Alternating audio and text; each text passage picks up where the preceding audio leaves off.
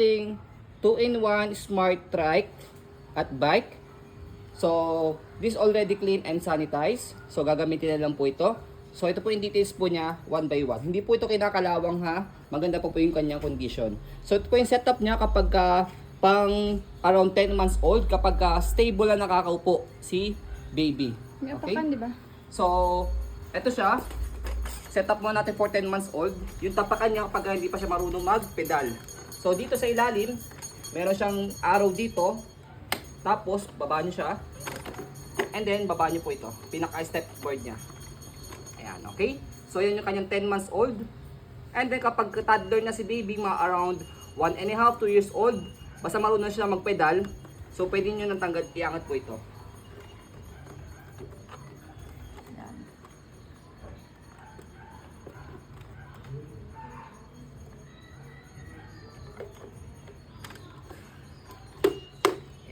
Okay? So, pakita natin yung kanyang pinakaupuan. Meron siyang harness dito. Safe na safe si baby, wala po yung putol. Ayan. 5 harness pala, no? Oo. Meron siya rito sa pinaka-shoulder, meron siya sa pinaka-waist niya. Okay? Kaya very comfortable at very safe si baby. Tatanggal din to, di ba? Yes. Okay, and then next natin, ito yung kanyang handle. Meron siyang lagayan dito ng bottled water. Meron pang toys dito. Yan, telephone. Working po ito ah. Yan. Okay, so hindi po kasama yung battery. Pang test po namin yon. Yan. Hindi So, narinig. mahina lang yung battery namin. Mas malakas pa yung buhis mo. Okay? So, next natin, ito yung kanyang canopy or umbrella. Yan. So, foldable siya.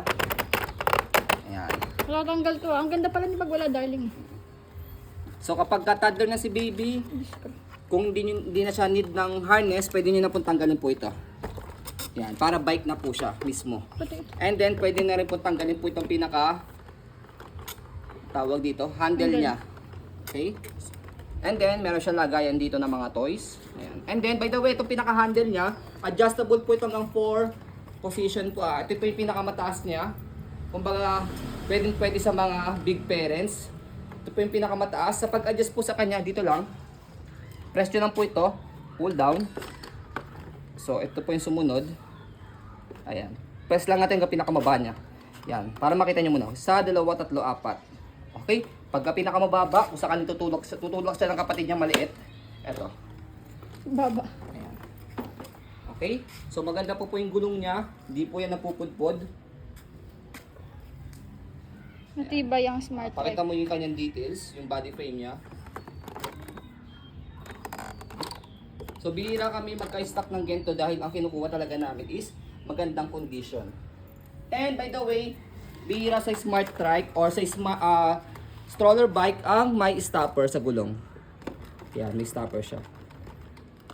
Okay? Ayan. So, kapag again, toddler na si baby, pwede nyo natanggalin po itong handle niya. Dito siya tinatanggal. Okay? Yan lang.